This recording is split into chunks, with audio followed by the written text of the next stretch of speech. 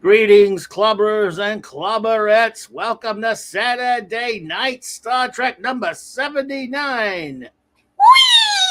Whee! We indeed. Whoa, my goodness.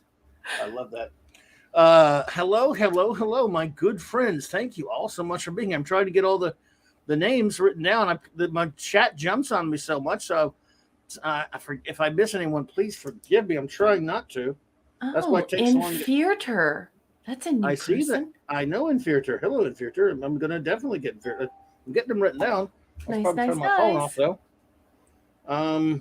Okay, I had to turn my phone sound off because we sorry for the late start, everyone. It was some last moment things I had to deal with that I just flum forgot. But anyway, it's great to be here.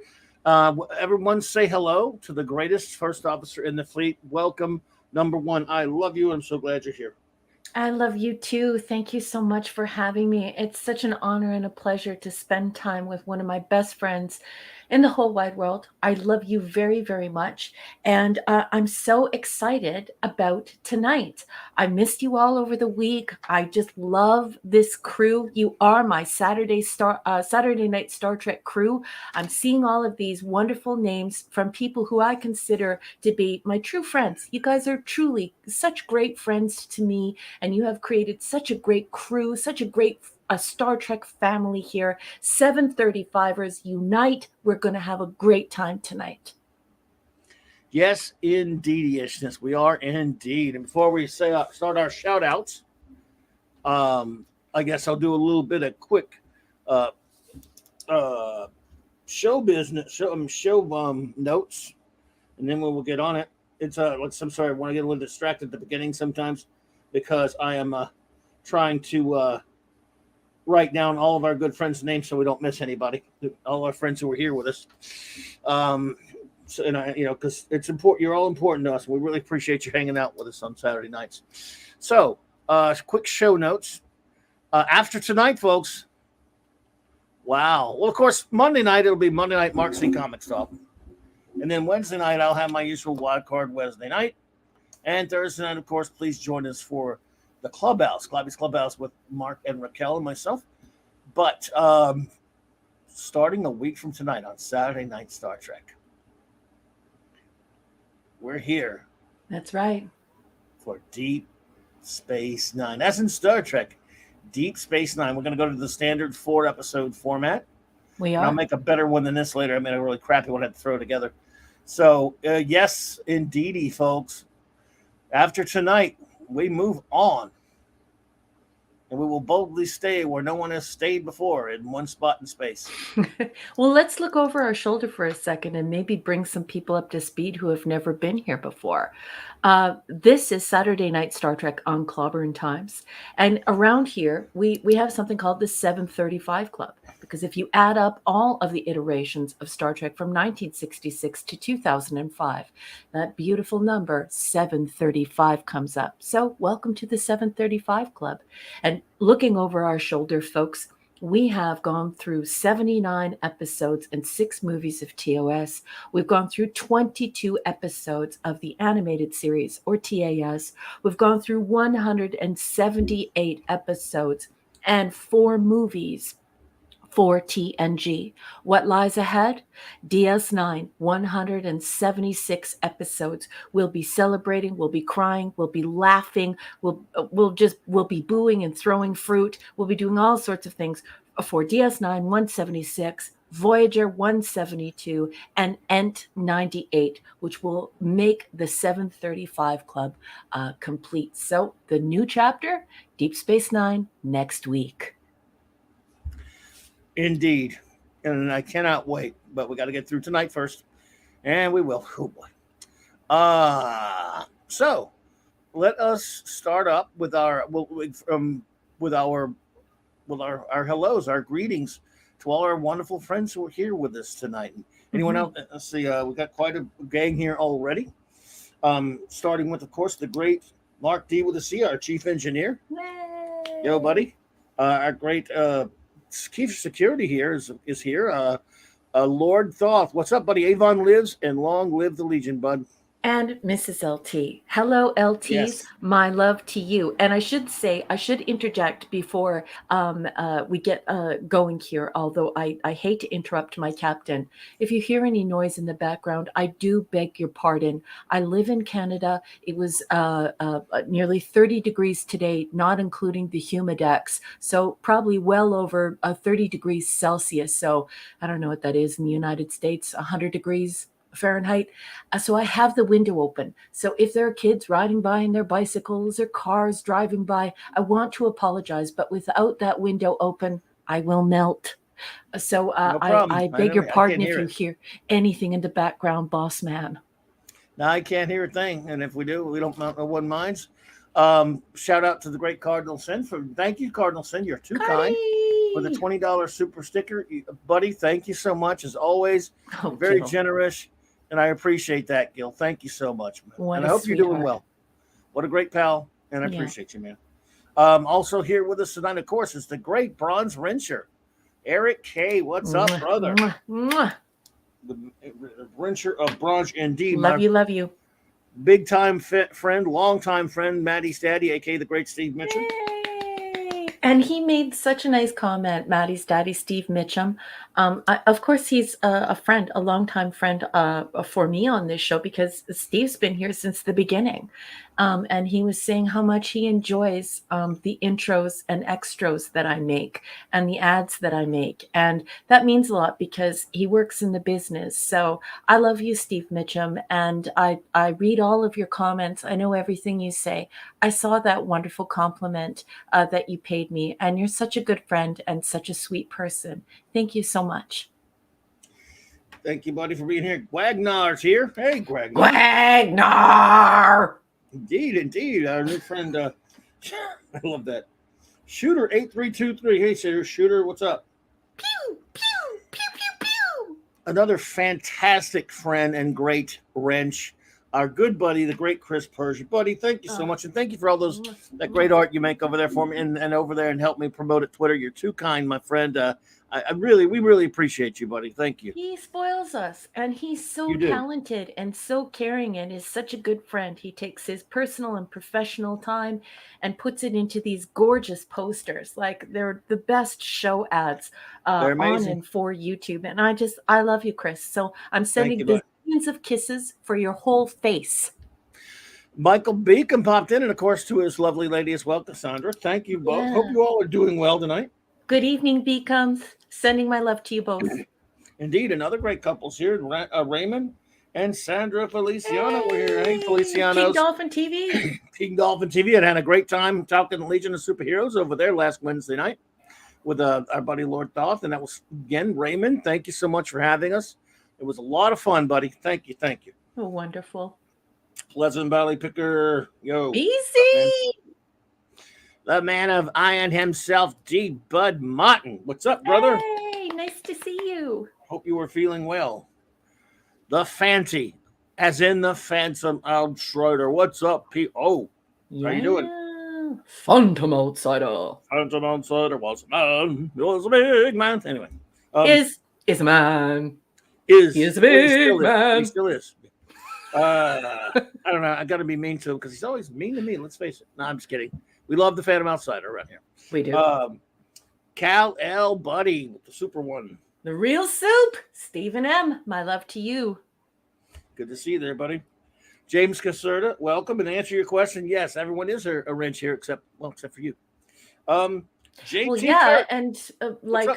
I think it should be. Don't you think so, boss? I mean, the things are really ramping up here on YouTube. There are lots of, unsavories and lots of bots and lots of bad people out here. And you know what? This is an organic community. This is an organic crew where we have live conversations that go back and forth between the captain, the XO, and the entire crew in the chat. And so rightfully so, we should be giving our crew members wrenches to keep things right so that this can stay a safe and fun and cool place where we just talk about Star Trek and people can get their thoughts out respectfully and productively. So hail to all of the wrenches and to the crew. Thank you so much. Yeah, anyway, Well, yeah, I was just throwing that out there. But welcome, James Caserta. JT Kirk, my brother. What's up, buddy? Good friend. My love to you. Zathras. Crap, crap, crap. Hungry for acumen to supersede fake results, aka the great Hungry Boy. Hey, Hungry Boy, love to see you, man. Love to see you always here, man. Thank you so much. Gifted comic book artist who is currently working on my paperback and my hardcover image for my book. And he has been working so hard behind the scenes, and just the creative exchange with this very talented and very intelligent person has just been so wonderful. It's like I've had this entire wonderful experience with him behind the scenes, as well as what's going to materialize in the book and what transpires in these chats. What an amazing person this man is. And I would not know him if I did not know you, Clobby. I love Hungry Boy. Shout out to Hungry Boy. Marvelous human being. Finest human being. Great buddy. A great buddy. Well, great to see you here, my friend. Captain James T. Skywalker. Yo, buddy. Yo, buddy. Hello there, Jeff Morris. Welcome. Hello. E.T. the Great Enigmatic Drop Bear. That's the Erudite Bear, and I'm looking forward to the Erudite Bear's comments tonight. He'll probably drop the mic.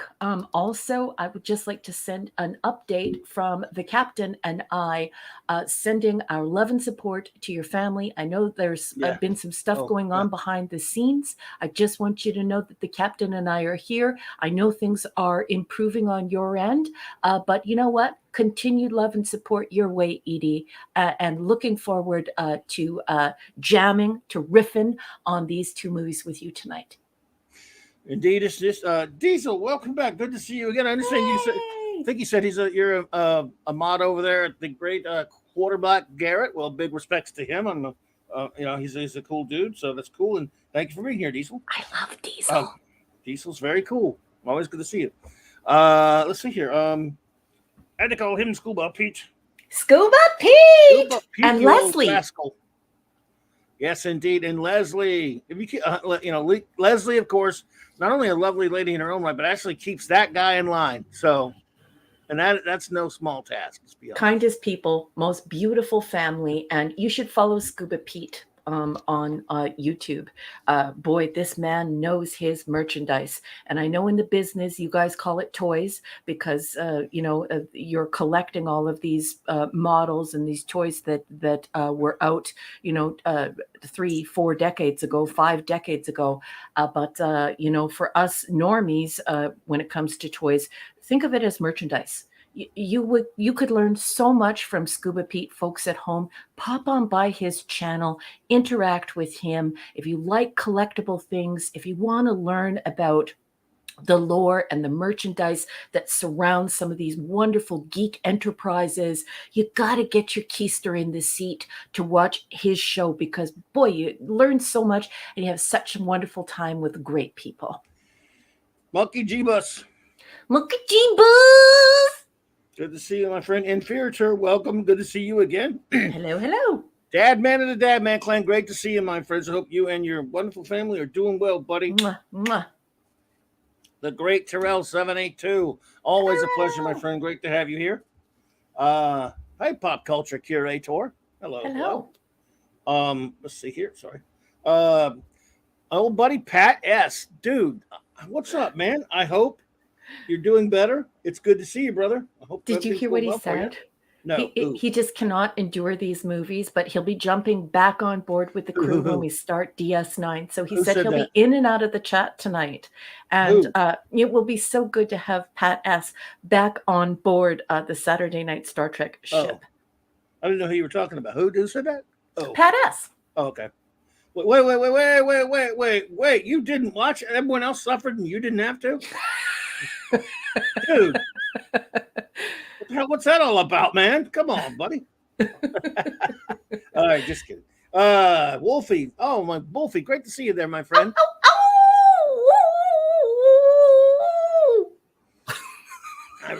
Steve Mitchum regrets that joke. If Monkey Jeebus were a wrench, would that make him a monkey wrench? I regret. Yeah, it would actually. Sorry, I had to put that on the marquee. Like it. Thought it was cute. That's all right. Well, yeah, that's a Steve joke if I ever heard one there. See, you realize now, Steve, that since you are a dad now, anything joke you take is not only a Steve joke now, it is a dad joke. That's very dad jokey of you. It's true. But lovely, Steve does not have a dad bod. No, that's he looks like Thor. Curse him. Yes. If you see Thor walking around Las Vegas, that's Steve Mitchum. He's a giant man. Yes, indeedishness. The lovely Wendy Webb. Hello there, Wendy. I hope you are doing well tonight. Hello. Yep. Let's see here. Just Joe, Jobber Buddy. What's up, man? Hi. Nice Good to see you there, brother. Mr. Angel. Hey, Chef. Hey, Chef. Thank you for joining us. Always good to see you, friend. The Catman, aka Dee Myers. Hello there. Hope you and your wife and everyone and your family are doing well, Catman. Good to see you. Sending our love to you. Yes, Pop Culture Republic. Pop, pop, pop! Good to see you. Thank you for being here with us. Mark Lerseth. Hey. Welcome. And finally, the Comic Relief Crusader. What's up, bud? And anyone else who shows up, we'll get started now. Just walked in the door. Mazers is here. I didn't see Mazers. Where? I didn't see Mazers. I still don't see Mazers, but Mazers, just because I don't see you doesn't mean anything. Good to see you, Mazers, or for you to be Max Redstone. Oh no, Maximum Redstone. Max. All right, buddy. Good to see you. Okay, that's pretty good. We got like 40 people in here. Big gang and we here. Blew through that whole list in under 20 minutes. We're the best. Did we really? Felt like a lot longer for some reason. No. We didn't start until like 9 minutes after. It's only 19 minutes after. Okay. We didn't like 10 minutes. We're awesome. Hey. Well, let's get moving then. I mean, we got plenty of time because there's only 2 movies to talk about. Yeah. And, it's not a lot of coverage. Lock and load. Not a lot of coverage anyway. So, hey, Orville Nation, what's up, PJ? PJ, our good friend PJ is here from Orville Nation. Please, if you haven't checked out his channel, please do. Good to see you there, brother. I hope you're doing well tonight. Let's see here. All right, down to business. What we do basically, and by the way, big shout out to anyone because we get a lot of people who not only lurk, but who listen to us later on a download, if you will, or a rewatch or rerun, whatever you want to call it, if you have a word for it. We never thank them enough. We thank you so much, all of you who do that, who see us later on a rewatch or download, what have you. We really appreciate that. I want to thank you so much. Please, of course, everyone remember. Yeah, we're gonna have a 10 chat limit on the reviews this time, if you don't mind, because it helps us out because we got so many of us. We appreciate that. Thank you, Eric. Thank you, Eric. Larry, what's up, buddy? Hey, Larry! Mwah, mwah, mwah.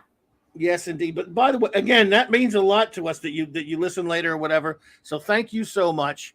I really appreciate it. And of course, anyone who has not yet, please, if you would like and subscribe, I'd certainly appreciate it. Yeah. So I'd like to give a special shout out to Mr. Tickle Trunk, who listens in, but he has to listen at a different time. Sometimes he could be here, sometimes he can't. Right. Mr. Tickle Trunk, sending my love to you.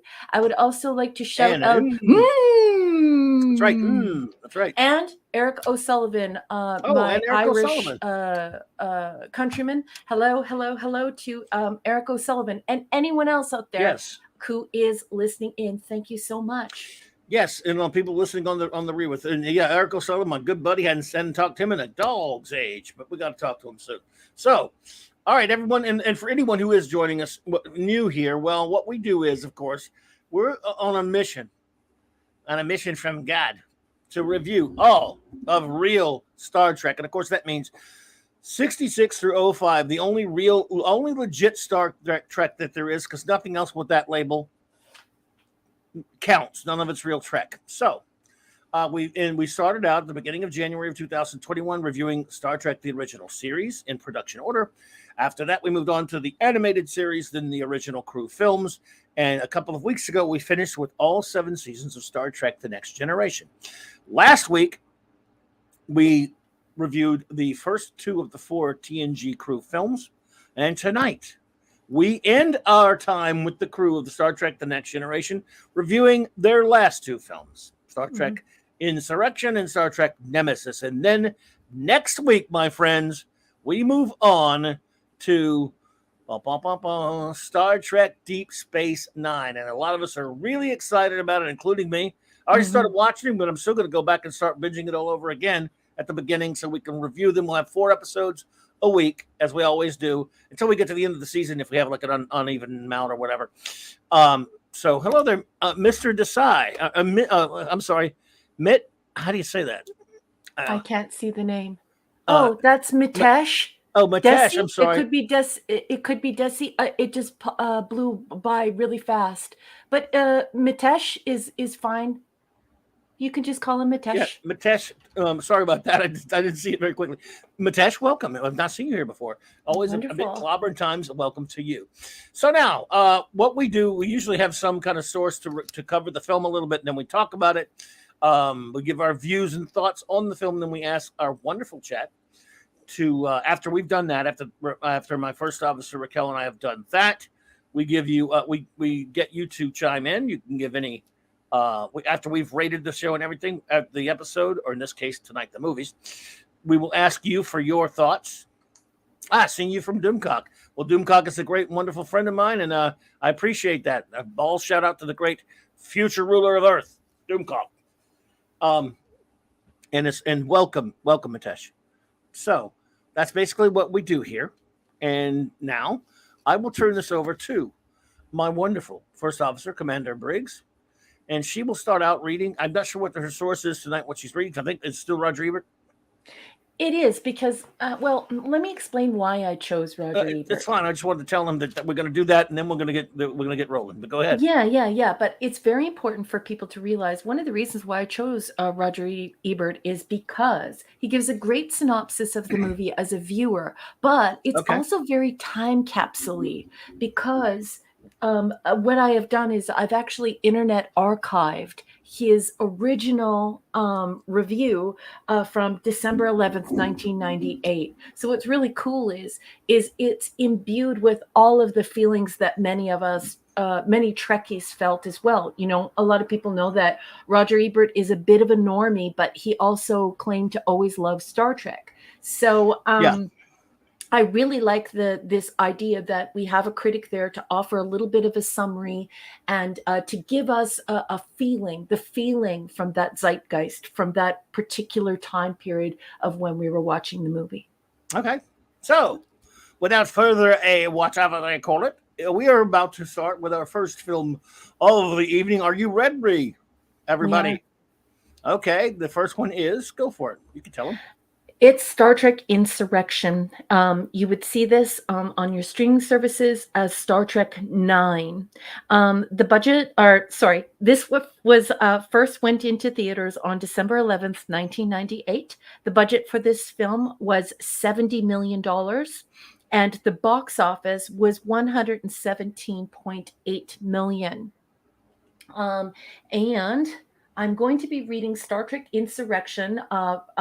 It's an article written by Roger Ebert on December 11th, 1998. That keeps us copyright compliant. And you ought to know, folks, I'm going to be reading this review. It's very short, extemporaneously. That means it's a cold read. I haven't read it before, and there's a reason for that. I think it's very important that we experience all this stuff together organically. So this is going to be a cold read. I might make mistakes because I haven't read it before, but it's important that we do it this way so we all experience it together as a group. Hello there, Nat and Nat's Amanda Bear. Welcome. Hey, Neerot! A funny thing happened to me on the way to writing this review of Star Trek Insurrection.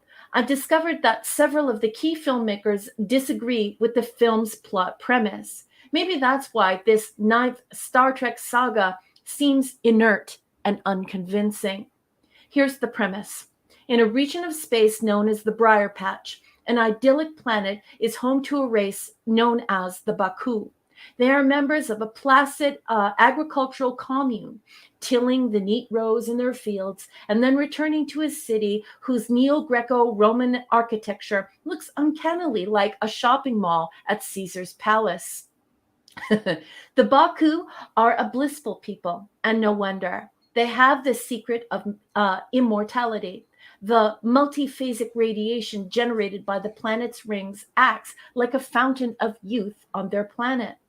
The planet and the Baku are currently the subject of a cultural survey team which looks down on them from something like a stadium press box, but remains invisible. Then Data, the android, goes berserk and makes hostages of the survey team. The Enterprise speeds to the scene so that Captain Picard can deal with the crisis. The plot thickens when it is revealed that the Sona race, which is a part of the Federation, was once allied with the Baku.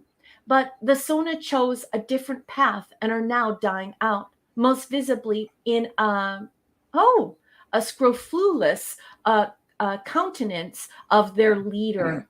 And obviously, that word is referring to the skin diseases of pre-antibiotics. So think about the horrible lesions you would get from tuberculosis or syphilis or something of that nature. So a lovely adjective by Roger Ebert, but let's keep going. The Sona want the Baku kidnapped and forcibly ejected from their planet. There are, after all, only 600 of them. Why should their little nature preserve be more important than the health and longevity of the Sona and billions of other Federation citizens? Picard counters with the Federation's prime directive, which instructs the natural development of any civilization must not be interfered with. The plot of Star Trek Insurrection deals with the conflict between the desperate Sona and the blissful Baku, and is further complicated when Picard falls in love with the beautiful Baku woman, Anij. You explore the universe, she tells him, but have you ever explored a single moment in time? Picard is so love-struck, he forgets that his answer would be yes. Further complications result when the metaphasic radiation leaks into the Enterprise and inspires Riker and Troy to start acting like horny teenagers.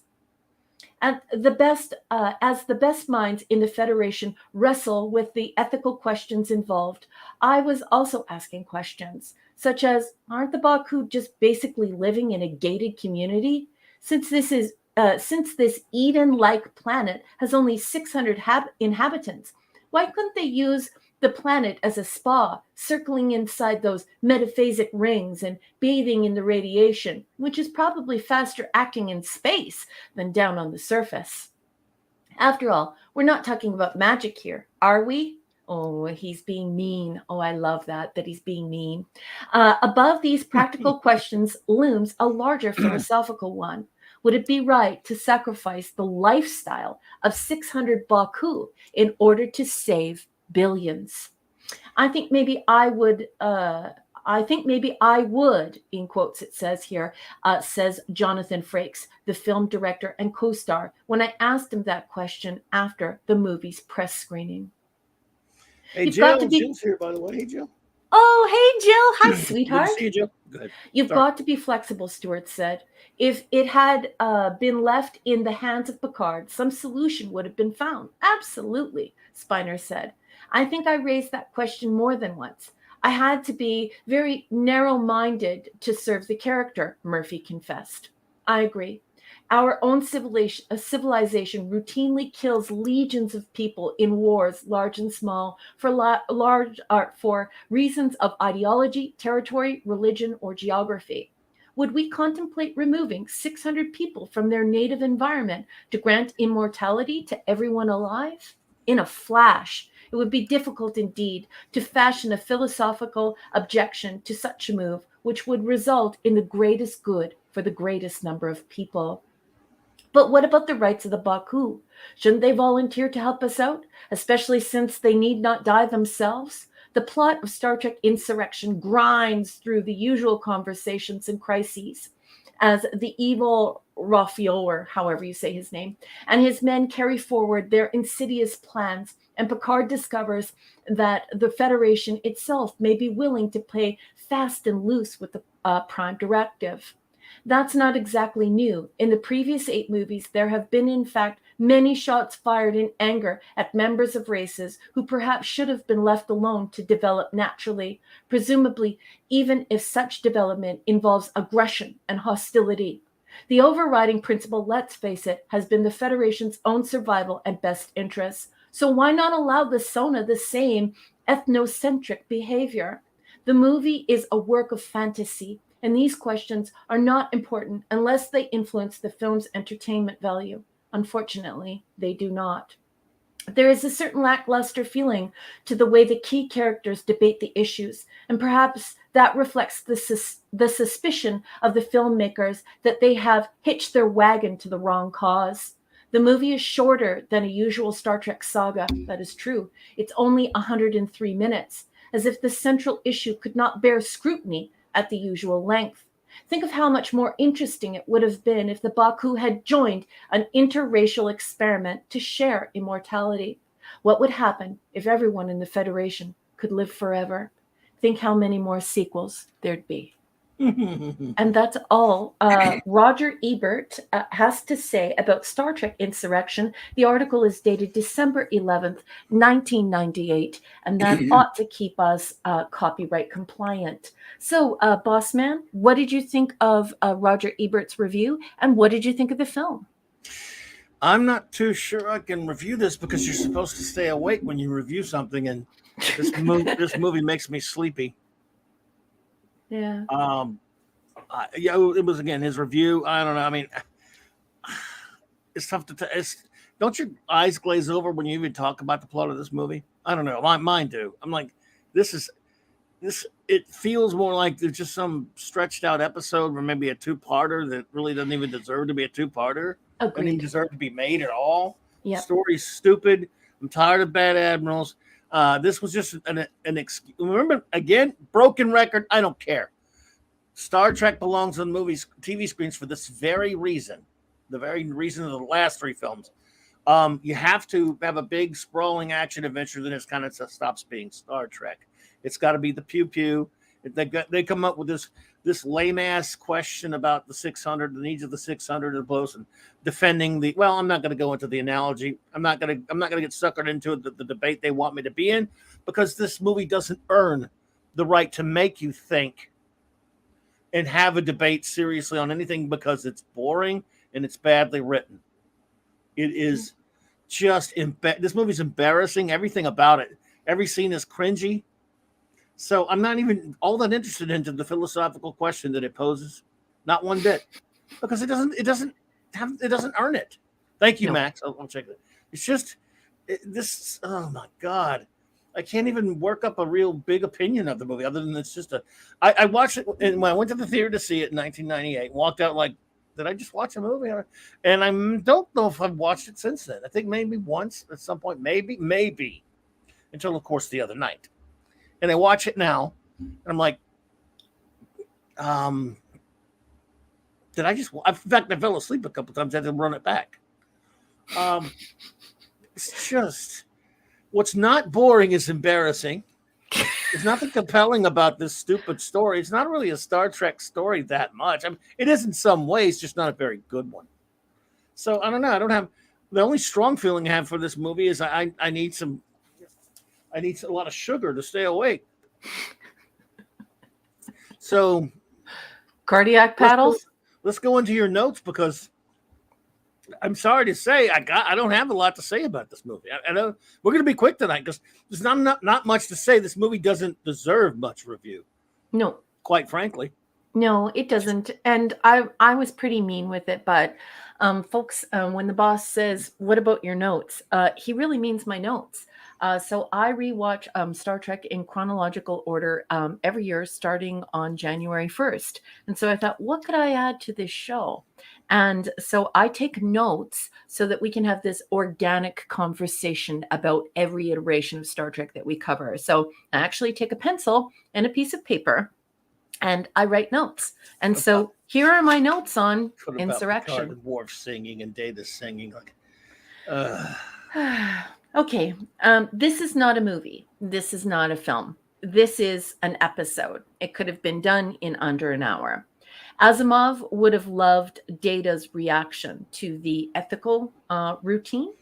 That was one part that I thought was very good. And Asimov would have approved of that. That Data was just like, okay, what the Federation is doing is wrong, and he moves to correct it.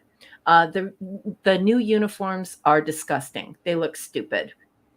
Geordi is no longer blind.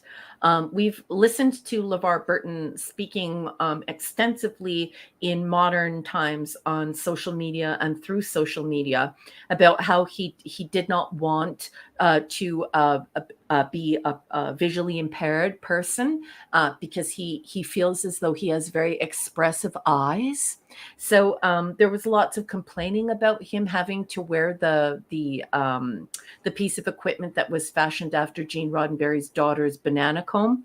But it's very important for people at home to know that this is the wrong thing to do, because Gene Roddenberry wanted the visually impaired actively represented in Star Trek, and that's where he came up with that banana comb idea. And it was very important to Gene that we dream of ways of helping people who are visually impaired, and also putting a visually impaired person in charge on a starship and in the military. And at the time, when he, created the Geordi character, that was what that was about. It was about allowing people with disabilities or challenges in their life to be a part of the workforce and to not be prejudiced against them. So I don't like that LeVar Burton is constantly bitching, whining, and moaning about the fact that he had to wear the visor, because it should be an extreme honor. And it is a very powerful thing to represent the visually impaired. So I don't like the fact that he's no longer blind. So we let LeVar Burton away with his crap of complaining, bitching, whining, and moaning that he doesn't want to play a visually impaired person. But then on screen, we lose this thing that Gene Roddenberry wanted us to have, which was hope and the representation that visually impaired people can do. So I don't like that. If you know me and you have watched this show, you know I don't like that stuff. I don't understand how he gets away with talking that way on social media. He should be pilloried for that. Obviously not actually, but socially for his proposition therein. I think it's gross and terrible that he's doing that. Yes. The Sona are disgusting. Yeah. I think it's weird that the Federation would even have an opening conversation with the Sona, because the Sona have overtaken the Tarlac and the Alora races, and they're servant races. So why would the Federation want to even initially have this relationship with the Sona, knowing that they've enslaved willingly? I guess these races have willingly been conquered and have done it. I just think that it's a very weird message to send. The Sona take over the Tarlac and the Alora, turn them into slaves, but somehow turn them into their domestic servant races. But somehow the Federation is reaching out its feelers to have a relationship with them. I call bullshit. That I'm sorry for the profanity, but that's just BS. I hear you. It's weird that Troy and Riker are back together again, because Troy is supposed to be at Worf with Worf at this point. The cast heavily pushed this idea. They wanted it to be more. They wanted it to be more interesting, they thought. So they wanted to push the Troy with Worf storyline. So if you're an actual Trekkie and you're watching this movie, you're like, what? Why is this happening? Data has legally achieved personhood. So the schematic records and the deactivation conversations are inconsistent with Star Trek thus far. In this film, they talk about Data like he is Starfleet equipment, and we know that that's just not true. The Luddite learning planet, this would be my dream come true. This whole idea of being able to self-actualize, to edify yourself over an extended lifetime. And that's basically the only good thing in the movie. And they ruined that idea.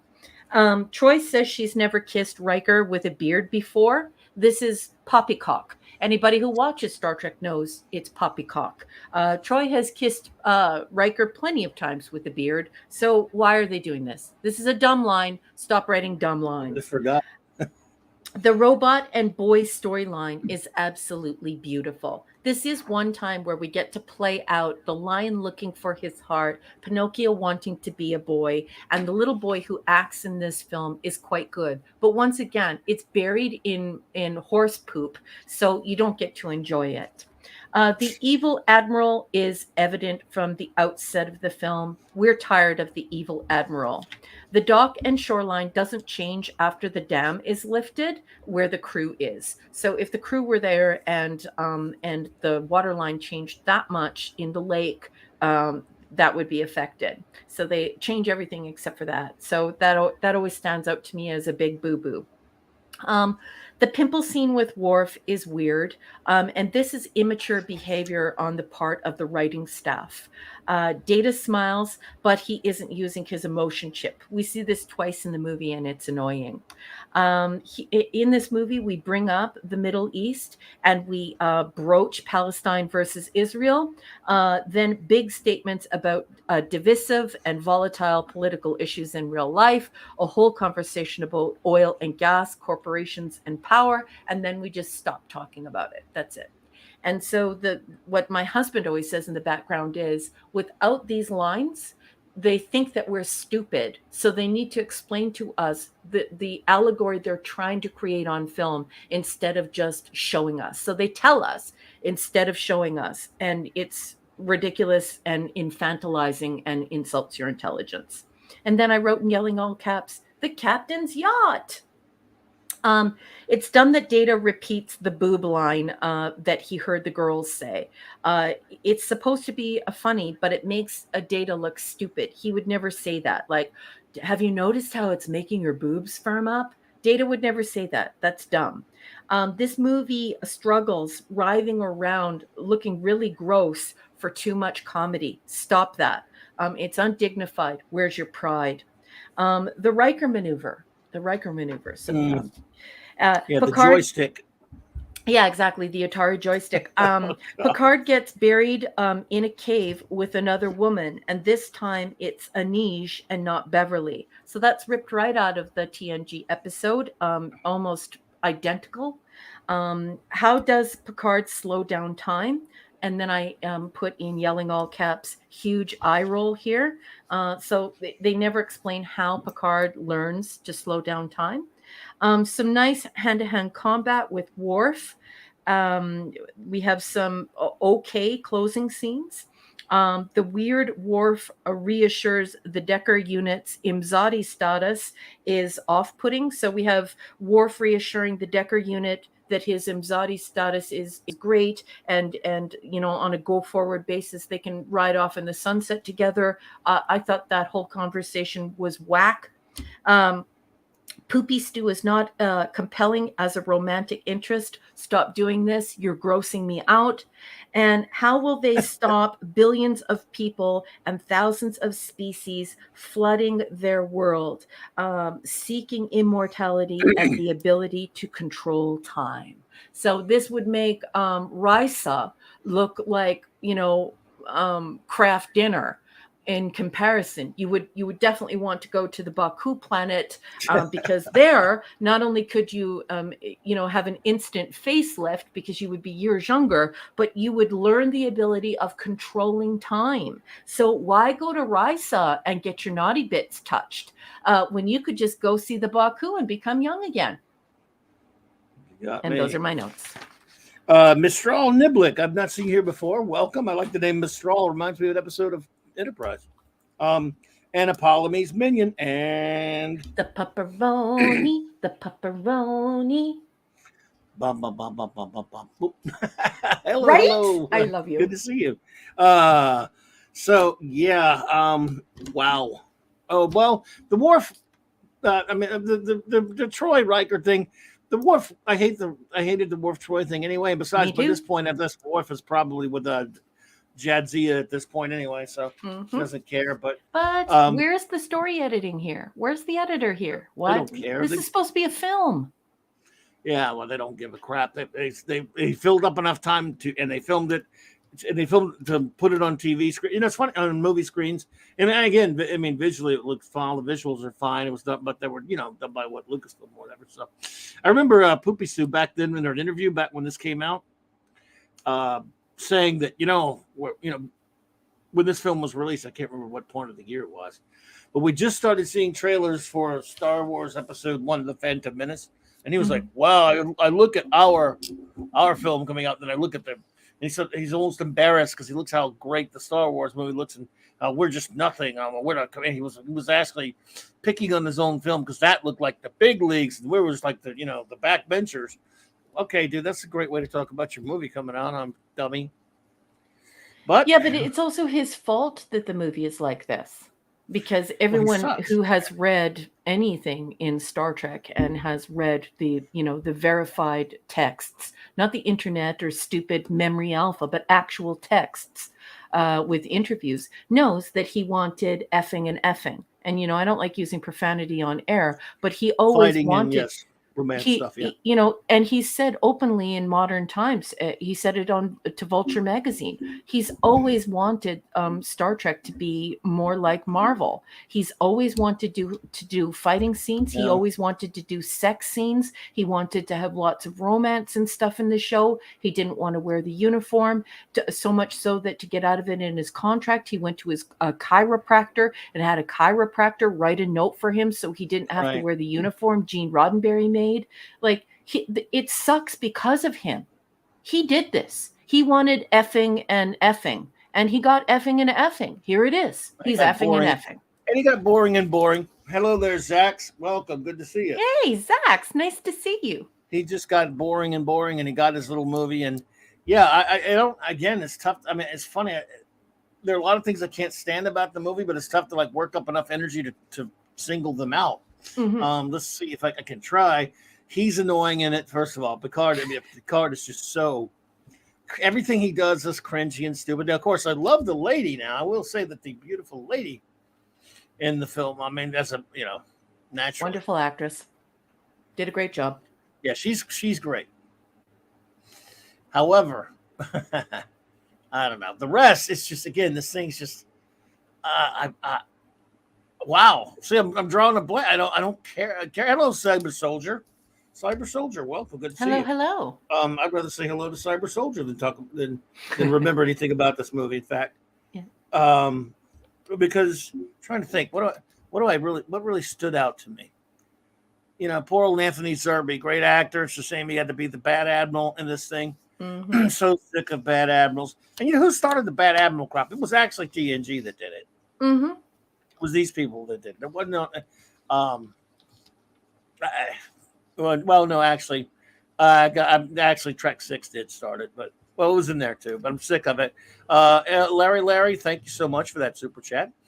He says Roger Ebert wrote Beyond the Valley of the Dolls. He did. So how can he criticize writing a movie? Gene Roddenberry would never let this be made. Agreed.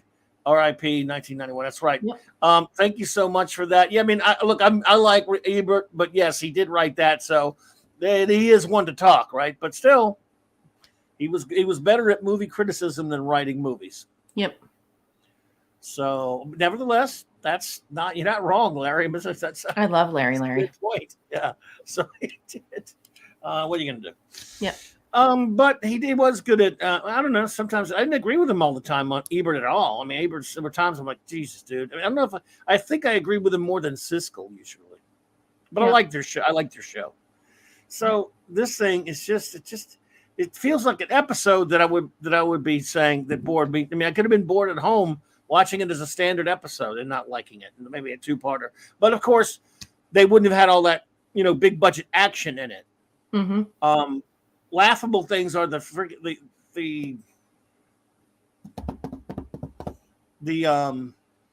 joystick. Well, ridiculous. I mean, it wasn't. Well, Commodore Decker wasn't an admiral, but I mean, bad admirals, and he was a good man who kind of went. In fact, I don't think he was villainous in that episode at all. He was distraught. He made some bad mistakes and bad decisions. He did not turn evil. Now, Captain Tracy in the Omega Glory did, sure. Captain Garth went insane, so it wasn't really his fault. Mhm. So as far as a bad admiral, it would probably be Trek 6 and a few times on TNG. So no, Yeah, yeah, and people also like I always have to remind people of this, and people really need to make sure that they massage this what I'm about to say and really consider what I'm saying, because it's incredibly important that you understand this. You have to put TOS in socio-historical context. It's not that Clobby and I just overly favor it for no reason. You have to understand that in the 1960s and in the 1970s, we did not really know that much about space. So, when you're sitting around contemplating the ideas that happen in TOS and people losing their mind, and the fact that people didn't even talk about PTSD, they talked about shell shock and things like this. It really was this undiscovered thing. Will you go mad when you go in space? And what will happen to you if you meet this an alien race that would do something unspeakable to you and stuff? But by the time we get into TNG, we're well into 1987, and then we're well into the 90s, all the way up to 1994. And and here we are with this movie in 1998, and certainly you can't then just go back and massage those same things that frightened us in the 60s and 70s when we were first just going into space, right? We landed on the moon 1969, right?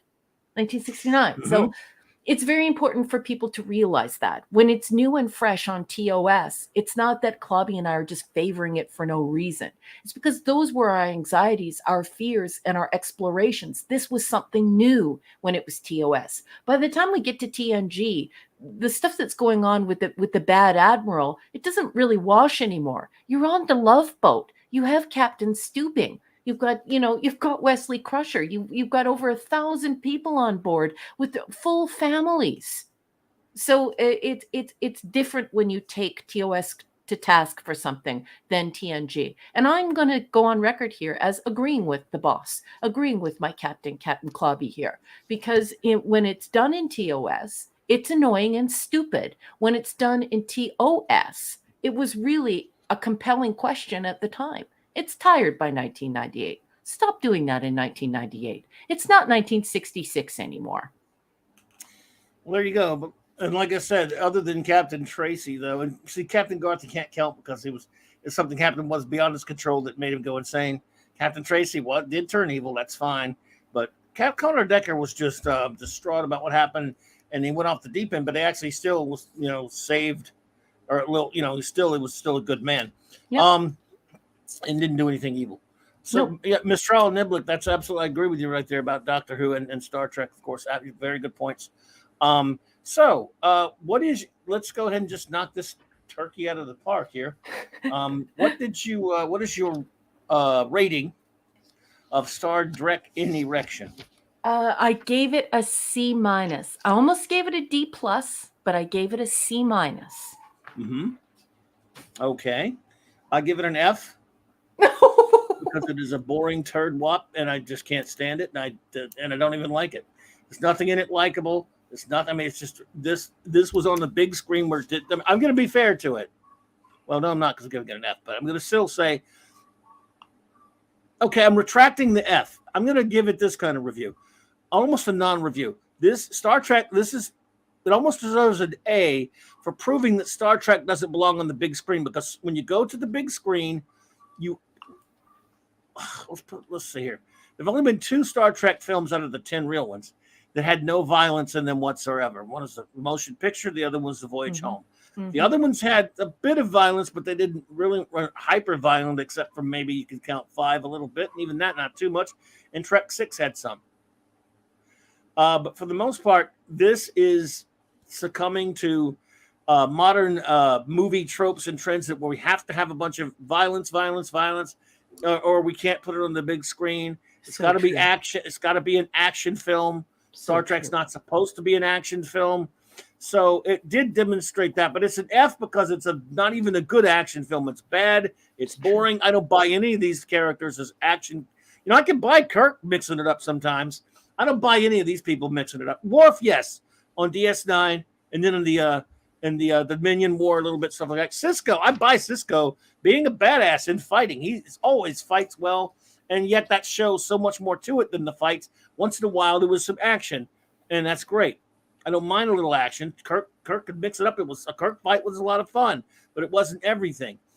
On the big screen, again, I understand where they're coming from. They know they have to be spectacular now, which is why it doesn't belong there. So I kind of understand what they're up against a lot more than they are for just a standard episode. But that said, I'm going back to an F. I'm giving it an F because this movie's an absolutely asinine story that's boring, dull, nothing interesting in it, nothing sophisticated in it whatsoever. They're very shallow in their ideas, and they just doesn't have any Star Trek real philosophy except for some really screwed up philosophy. And we haven't given the go ahead everyone yet for the reviews, but yes, please hold your fire. Well, boss man, I'm really liking the stuff that Mitesh is saying, and I'm really liking the stuff that Jeff Morris is saying, because this is exactly what I think. Like, at the outset of looking at these new movies, I said to everyone that I'm going to judge them like they're episodes. I judge them like they're episodes because these aren't films. And it's like Mitesh was saying, once you go to the big screen, you're writing for normies. You're not writing for Star Trek anymore. And Star Trek was written for the small screen. And then Jeff Morris says, this is just an average episode. It doesn't need to be a movie. I don't hate it as much as most people. I love, if I could take Mitesh and Jeff Morris and just smush them together, that's exactly how I feel. It's like, why are you trying to turn Star Trek into something for normies? It will never work. And also, this is just an episode. It's not a particularly bad episode. It's not a strong episode. I don't have lots of hate for it, but wow, what an epic fail. I think as an episode, I just would have thought it was just not very good or dull. As a movie, I hate it because, it's dragging me to the theater to spend money to try to, get me interested in everything. And you can, if you're going to do that, at least be a good action flick, and you're not even good at that. There's no compelling action. I mean, look, First Contact, for example, which may have been also a wrong idea. First Contact, the action does flow well. It works. And the movie is entertaining. It's not the greatest thing, but it's entertaining. There's nothing entertaining about this movie for me. Yeah. So go ahead now, everyone. I'm going to give the word. Please give your reviews. Some already have, and that's fine. But fire at will. The word's been given. Right. And while number one assumes the starter position to save your reviews for our reading pleasure, I'm going to give us some Max Redstone entertainment. Dun, dun, dun, dun. Maximum Redstone. And let's see here.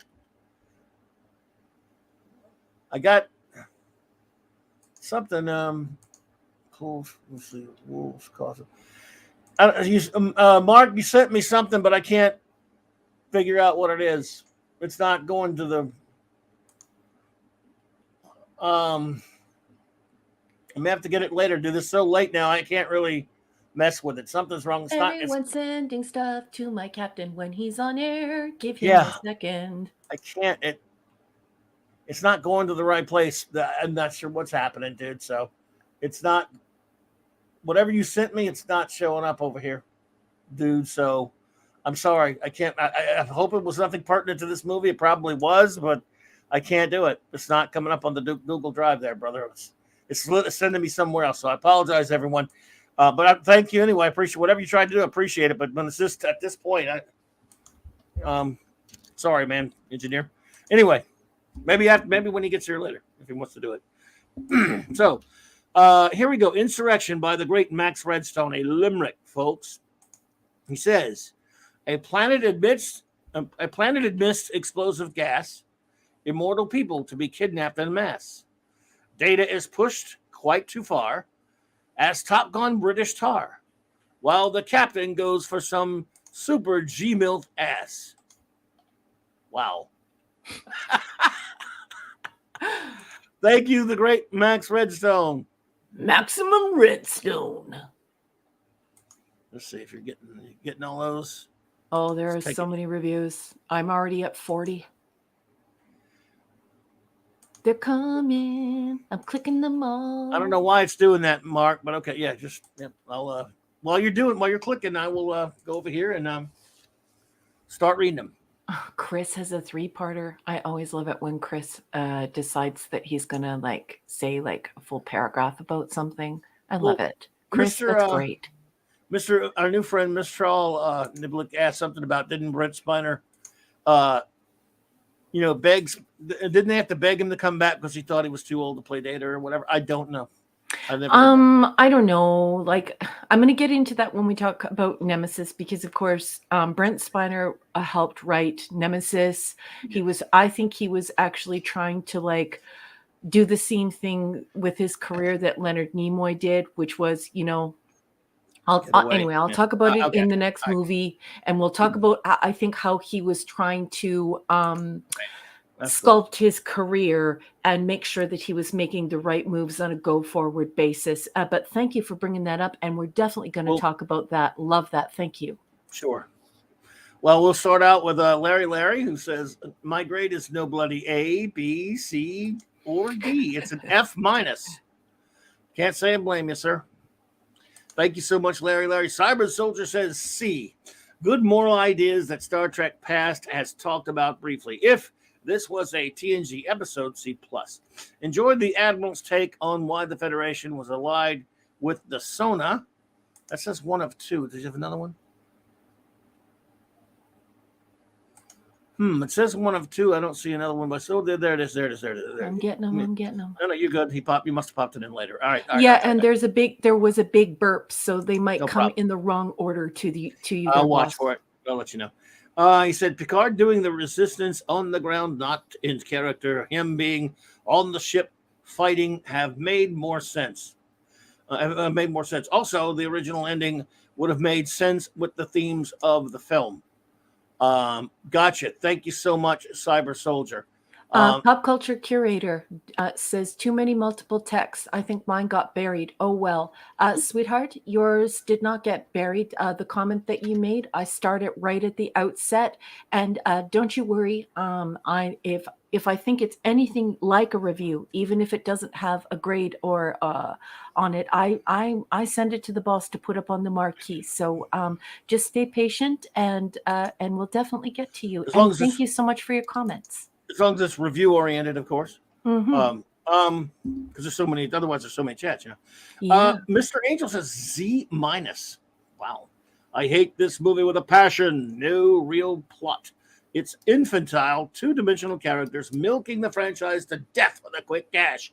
The suck is massive with this one. Kill it with fire. Wow. What a great review. Way to go, chef. He could cook that thing, too. The lovely Wendy Webb says, F, looking for a silver lining.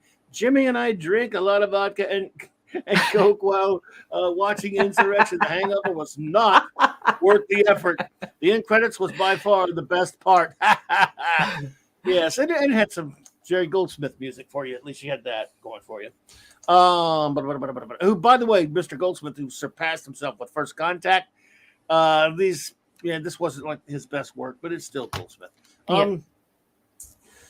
Sandra Feliciano says, I honestly don't remember enough about this movie to give it a grade or review. Fair enough, Sandra, and I can't blame you. It's not that memorable if you hadn't watched it like yesterday. And they call him Scuba Pete says D minus. Sung as Little River Band. Have you heard about the lonesome back whose Picard loses his heart every time? Have you heard about the lonesome back users? The back users. They're losers, but they keep trying. Dude, your agonizer, please. Making me have to take a bow. That was some super dad joking right there. That was puntastic. It was punerific. You're the pun master. I love you, Scuba Pete. Take a bow, honey. Well done, Scuba Pete. Well played. The great Bronze Richard Eric K says D plus. Another data something went wrong. Oh yeah. Writers get a clue. Why not have him use his detective skills to figure out something is not right? Donna Murphy is always stunning, steals the movie. Yep.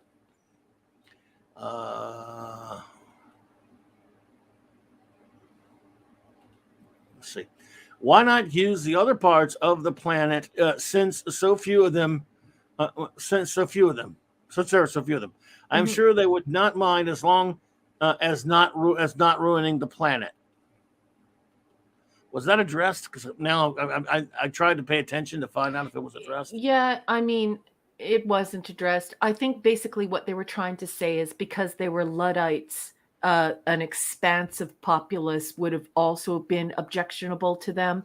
And boss man, before you move on to the next comments, I would just like to welcome Rob Altus and add his name to the Rob goodbye Otis. list. So at the end of the night, we don't forget to thank him for being here. Rob Altus, welcome. We're doing our Welcome, Rob reviews. Otis. Dig in, say hello to everyone. We're so happy you're here. Good As to see well, you. our good friend, Mr. Tickle Trunk, just walks through the Hey, door, Mr. Tickle Trunk. sends a wave and a heart. We love you, Mr. Tickle Trunk. I called you out earlier. I'm so happy you're here. Sit down, get something cold to drink, and dig in. We're having a Welcome. blast roasting these movies. Good to see you. I didn't know J-Man was here. Look at J-Man. Hey! You start him. Yeah, I know. I did not know you were here, I buddy. thought you called him out, though, but... Oh, no, I never saw him in here. I must have I either missed him or he just popped in when we were reviewing. I don't know. Over Okay, 70 reviews tonight, folks. Over Wow. 70 reviews. Let me get my Eric K's third one is why didn't Data attack the array? Not shielded.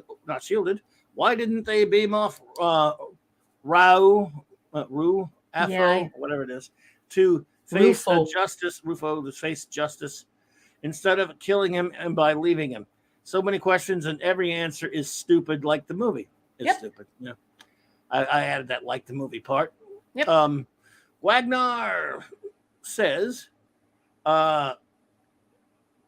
grade C minus. It wasn't terrible, but there isn't anything here that elevates it beyond meh. Love it, And, Wagner. And everyone, please say hello to Keely Chow, who is doing a sporking raid. That means Scotty over at the Sporking News podcast has sent everyone here to give a shout out. And Scotty, you're such a Keely good friend Chow. to us. Love you, thank you, and welcome, Keely Chow. Hey, man. Before I get on to the second part, the J-Man comment I'm seeing at 10:08 says 5 out of 10. Oh, that's his review. Okay, I thought it was like for a minute there. I got it mixed up because we always get A's or B's, and I thought he was like that many comments. I'm like, oh God, was he that many? Okay, sorry. Well, I'm glad I just figured that out. I'm dumb. Yeah. Guagnor number 2 says, in the end, you can tell that Michael Piller was more comfortable as a TV writer. Oh boy, was he ever! As this ended up feeling more like a made-for-TV movie, Yeah, and not a big screen. I totally event. agree. Yes. True, and that's again, it's the problem with a movie that there's supposed to be a big screen event, Yeah. and Star Trek doesn't need that. You don't feel that there at were all? there were some interesting ideas in the various drafts of the screenplay, but they could have, and in some cases already had been done much better in other episodes of Star Trek. True, Wag, true indeed, and he finally. Nice review, Guagnar. Man, these are all over the place. Guagnar. These things are all over the place. As far as they're way out of order and stuff. They are out of order. A big burp in the chat there, boss. No problem. Sorry. StreamYards. Anyway, no problem. No, I got you. No biggie. Catering to the wishes of all the various participants, Spiner, stewards, studio execs, etc., helped turn this into a vanilla adventure by trying to please everyone. They ended up pleasing no one. Well, certainly not me anyway. Yeah. Beautifully said. That's exactly what happened. The great Lord Thoth. What's up, buddy? Our security chief says, D. It is a boring movie that I can't believe is a Star Trek movie. No, by name only. There are a few scenes I enjoyed, but they are few and far between. Proves it should be TV only. Yes, sir. Yes, sir. 3 bags full. I'm with you there, Guys bud. in the chat are so cute. Maddie's daddy just yelled, "You're out of order!" And then Rob Altus says, "Sorry, that burp was me."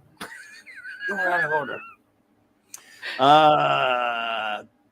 Raymond says F. I think either F minus or F. I can't tell because there's some minus there. I'm always confused by those unless they're close to the letter. Anyway, Bad Admiral trope is very old. Data acting bad again. Sigh. Poopies. Cha-cha. Oh, God, yeah. The cha-cha-cha thing. And he is not an action figure. This is a stupid plot with no continuity. Star Trek deserves better. Agreed, Raymond, buddy. The way that he phantom caresses his own jawline in the mirror with the back of his hand while doing that cha-cha. Oh boy. Oh God, I wanted to Cringy. punch him. It Just was cringe and bad. hardcore. Love that you brought that up, Raymond.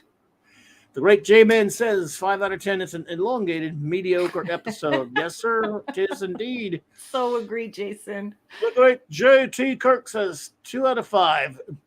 ST Interaction sucks my anal, but you know what? Mr. Plinkett says Star Trek Interaction sucks my balls. Mr. Plinkett says that this plot was already explored in season 7's Journey of Sam. Yes. Wesley was thankfully backhanded by Picard for disobeying orders. Yep. I'm got a Mr. Plinkett at you because you mentioned him. It's perfect. In this film, Picard could disobey because of the needs of the plot and his MILF interest on the planet. 70 million is a lot for B5 level CGI and JCPenney wardrobe. Yep. Start fueling the Claboni. What a beautiful review. That is such a beautiful review. Perfect review. Bail my son out. I miss Mr. Plinkett.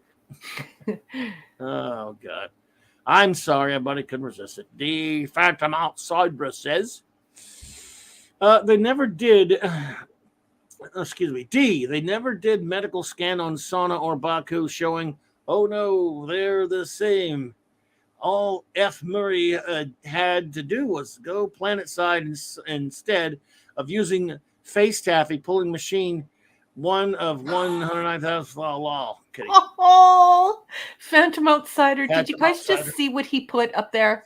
Yes. Face taffy. Can you believe that? Hashtag face taffy. Phantom Fanty. Head desk. Head desk. Face taffy, folks. Hashtag that on your socials. Hungry for acumen to supersede fake resumes, a.k.a. the Great Hungry Boy says, F. If this flick was a comic, it would be written by 1976 Claremont. Wow, with the tequila hangover. Claremont, man. Of course, it would be nothing but words and you couldn't see the art, by the way. Drawn by 1981 J.R.J.R. I'm going to disagree with you there. Probably 2001 J.R.J.R. could be even worse. At least back then, J.R.J.R. was inked by, people like Leighton anyway. On cheap coke and inked by 2002 Klaus Janson. That's still wow. On Oxycontin, enough said, dude, so many wonderful eclectic comic book references. You're just melting my brain. I love it. His mind is a marvel. He is. I think his mind is a DC, but that's just me. Boss, sorry. I know you have a lot of reviews. There were over 70 of them, but everyone in the chat, like a lot of people in the live chat, I know you're in the starred column right now on a different tab, but they're all calling for the Clawbony, boss. Can you deploy the Clawbony and I will give everybody a raspberry to start? Righty. Here we go. Crap, crap, crap, crap, crap, crap, crap, crap, crap, crap, crap, crap. Crap, crap, crap, crap, crap. Crap indeed. Okie dokie. Wolfie says, the poo is so deep. Pleasant Valley Picker says 10. Wow. Maybe I should have made that limit like 7. Anyway, sorry. Rating Z, my least favorite of the 4 TNG films. Once again, we have crazy, dangerous data running amok to start the film. Why the Federation is working with the Sona makes no sense to me. Well, yeah, I don't disagree with that at all. It was... they enslaved 2 other races. Yeah. Let's see here. Sorry. I gotta find your next one, dude. Hang on. All right. The Sona only seemed to be in the film for their gross out effect. The Baku seemed to me unbearably arrogant, as in we are so evolved we can reject technology. Yeah, and I also agree with that big time. I didn't find them particular. It does have echoes of the Masterpiece Society, right? Yeah, I didn't like them much either. the Baku, except it was a chick, obviously, but that was just me being a dude. But yeah, as a dude, I'm with you. I love her, but I don't know. They were snots, really. Both of them were snots. Why couldn't they just take their kids back and say, "Look, I haven't heard anyone say that since like the middle '80s. What? They were snots. They were freaking snots. Take your damn kids back, and Federation, don't even get involved with them. I love you. Take them. Very 1985 of you, boss. Oh, you know those people? They were snots. They were snots. I haven't heard that in forever. Well, it's back now, baby. It's back, baby. As technology is bad and we can ignore it even though we have advanced technology. Ridiculous and made no sense. Bunch of pompous a-holes, if you ask me, and snots, by the way. Don't forget that. Number 4,000. Just kidding, Pleasant Valley. If they didn't have the eternal life thing, you can bet they'd embrace technology. Good point. Mm-hmm. What about the duck blind? Is this not just an idea ripped out of Who Watches to Watch? It is. Yeah. But I mean, I'm sure the Federation does that on a lot of planets. But yes, obviously we know that that's probably not the only planet they do it on. The romantic scenes with Counselor Cavill and Riker unit are beyond the cringeworthy, just bloody awful. Picard's romantic interest was also cringeworthy. No argument there so far, old chum. Let's see here. Picard trying to protect the Baku was so drawn out, it bored me. Sound like we had the same reaction. The plot of the Federation wanting to relocate a population against their will totally goes against the Prime Directive. True that. No question about it. I know you got more. Oh, there we go. Okay, there we go. I'll get to them. Read things out of it. Having the Admiral state the Federation is in favor of this was disgusting. It's a plot device to make the Admiral evil, just to make him evil. It made the entire Federation look evil. It did because, no matter what those people have, the Prime Directive is the Prime Directive. Don't always whine about people breaking it if you're going to break it yourself, Federation. Roddenberry would have been horrified, and he would not have allowed that.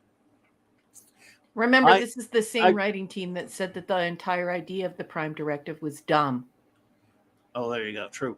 I agree that the young actor was probably the best thing in the film. I thought Data's interactions with him was well done. The actress playing Picard's love interest was very good too.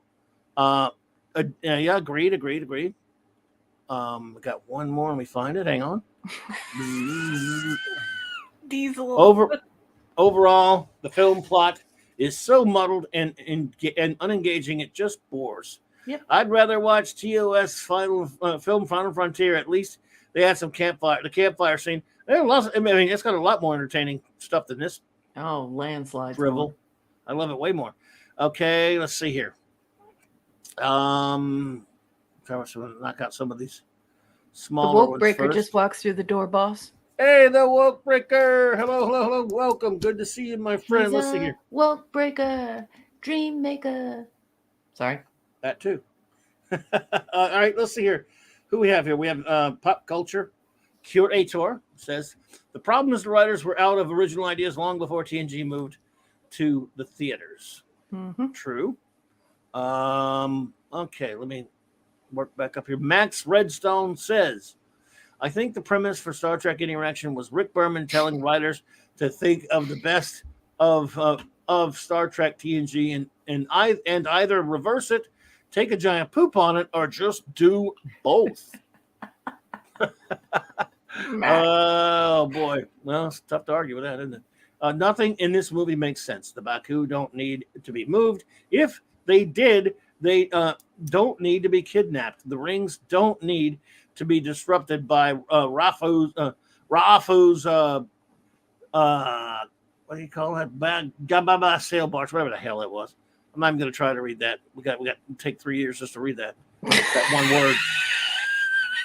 I'll trust your spelling of it, buddy. How does Worf now the golden ticket? By the way, Worf is so useless in these movies.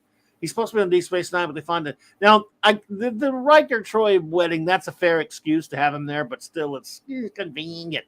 Always, let's see, DS9. well, it's his tactical duties on the golden ticket to both do his tactical duties on DS9, but somehow always come back to the Enterprise. God damn you, Rick Mr. Berman. Wolf, what are you doing here? What the hell? Oh, I love how that was in. Wasn't that in? Yeah, that was later. That was in the next one. Yeah. I'm sorry. Rick Berman, I disagree with. Oh, yeah, that was in this one. You're right. There was the other one. He was at the wedding. Like, what are you doing? And then you notice how they go, well, I was, and they just boom. Well, they do it every time he shows up. There's some reason for him to be here. But they don't even give you a reason this time. Because they can't think of a good one. Yeah. There's no reason for him to be out there at the Briar Patch. Yeah. None. Except he has a contract to be in the movies as well as the show. God damn you, Rick Berman. I disagree with Raquel Pillory, Rick Berman. Well, not actually. But I think it was basically more Michael Pillar here who was doing a lot of the crapping and the pooping and the. So you should pillar him then. Mike Pillar him. The Baku planet. The Baku planet is now doomed. The people of the 24th century are now going to snake their way through the Briar Patch and do unspeakable things to this planet. From here on out, R.I.P. paradise. It's just a dumb whole. Everything about it's just boring. Rest in peace, plastic surgery. Just go hang out with the Baku. There you go. Okay, there were some good things here. One good thing is seeing William T. Riker live up to one of his lesser-known nicknames, Commodore Flame Dragon Thrustmaster D-. Wow. Well done, sir. Wolfie says, rating F. What the hell is this? I mean, the music is good, but am I watching Star Trek? Yeah. Oh, yeah, I am, but I'm watching the episode Who Watches the Watchers Shower with Barbara Streisand. Wow. This is so accurate and oh my goodness. I love you, Wolfie. Data, watching the Starfleet hideout on Mount Crumpet, decides he is disenfranchised with the mission, so he goes berserk and tries to steal little Cindy Lou's last can of hash. Okay, I'm not sorry about that, Wolfie. I messed it up. So the Sona and the Baku are the same race, and they detected it with the sensors, but not earlier in the film. How convenient. Yes. Yeah. I tried to find the worst thing about this film. That is a hell of a challenge. Top picks are the purple space bazooka, Picard's character, the writers, Roof Alu, the bad guy, as in Mark Ruffalo. Yeah. The Riker maneuver with the joystick thing. I'm like, are you shitting me? Is cool. Can't you guys just use quantum torpedoes? They're like 500 times more powerful than the photons. Why? Yeah. When you make the engineer go, what are you talking about? Not good. Not good. Naughty goody at all. The attempt at a story here is simply a carbon copy mashup of two previous episodes of TNG. Why bother? You got me, partner.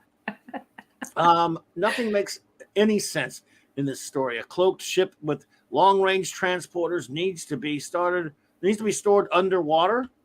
What in the actual earth? Yeah. You have to be huffing paint to write this. Wow. Nicely done, Wolfie. Wow, Wolfie. That was like one of your best reviews. That was a very good review. Top notch, buddy. The great Chris Persia says, D-, 600 people on a planet, and the only choice is forcibly relocate them. I understand it was an allegory for what was done to the indigenous people of America. However, hang on, buddy. Oh, that's two. Wait a minute. I'm sorry. I got to find your second one. I got one. Okay, I got one. It's there. The next one I see is two. Could they be out of order? Oh, no. Should be there. I did clickety click. Bob a trick. All the three. The next one I see of his, I see a second one of his. It's not. I see three. Okay. But I don't see two. You don't see two. That's weird. Let me go find my Okay, Nice well, sweetie. 3 is at 10:10. Yeah. No, 2 is starred. It's at 9:10 or 10 minutes after the hour on your side. That's 3. No, that's 2 of 3. So 2 of 3 says they couldn't create an outpost on the other side of the planet away from the Baku. At It's not least starred. delusional action star Poopy Star, I think he means Stu, was happy he'd found love again. Don't have it. It's not over here. I'm telling you, I don't have It's it. Anyway. starred. Is that weird? Okay, sorry. I'm going to show it, boss. You ready? Oh, you can. Yeah, please do. It's right here, hon. It's not starred. That is so weird. But I told you something was going on because remember before we went live to air, it did the flashy flash thing, and I told you it did the flashy flash Could thing. be. I mean, yeah. Here it is, boss. Okay. Oh no, thanks. I'm glad you found it, but it's not starred over here anyway for some reason. So It's who knows? starred. That's so weird. It's weird. I don't know because I've got, like I said, I looked between them and I definitely don't have that one. But anyway, you have it, so that's all that matters. At least we got it. And here's number 3. Chris says, "Why is this a cynical story comprised of moments plundered from previous episodes yet haphazardly combined? Yet haphazardly combined. Sorry." Do I blame Frakes or Berman for the script I sentenced them to a stern glare? You blame them both, but especially Berman. Yeah, you have to blame them both. Zathras says, D, I don't care to make a joke. Just remember, Babylon 5 is better. What's better than this? I mean, who's wrong with that? Yeah, I love Babylon 5. Super F from the great Narat Amanda Bear. It maybe an F minus. I don't know. It could have been a C minus or D level episode in the later season, but what a terrible movie. I don't think I was ever able to watch most of it. Well, I can't blame you, man. A pop culture republic says F. It commits the greatest cinematic sin of being dull and boring. Yep. There really wasn't anything I found memorable about this so-called movie. Nothing in the movie made me care about it. Yep, that's a great comment. Now, if you want, you could proceed with our wonderful friend Jill, and then do the enigmatic drop bear. I will. I'll go over to the starred column if you go And I over will to switch the with you live. there. And Let's do Jill first. Go for it. And then do ED. I will do ED afterwards. Anti-derivative Jill, my fellow INTJ, and my fellow nerd. She's the best. She's got a 7-parter here. She's given this movie a big old fat D. She says, leaving his ethical subroutines in charge, making him go against Starfleet to reveal the conspiracy was interesting. But if his memories are damaged, how did he know whom to attack? This is true. This is true. Good point. Distracting a logical being with song doesn't make much sense. Yeah, I don't buy that either, Jill. But then again, neither does it. It makes sense that Riker would shave off his beard just because Deanna said it was yucky. I know, and apparently she was with Worf, right? 3 of 7. The only way to mine the Baku planet for the fountain of youth radiation requires that they make the planet uninhabitable, displacing the population, but only the Sona know how? Really? Yeah, she's not buying it. Neither am I.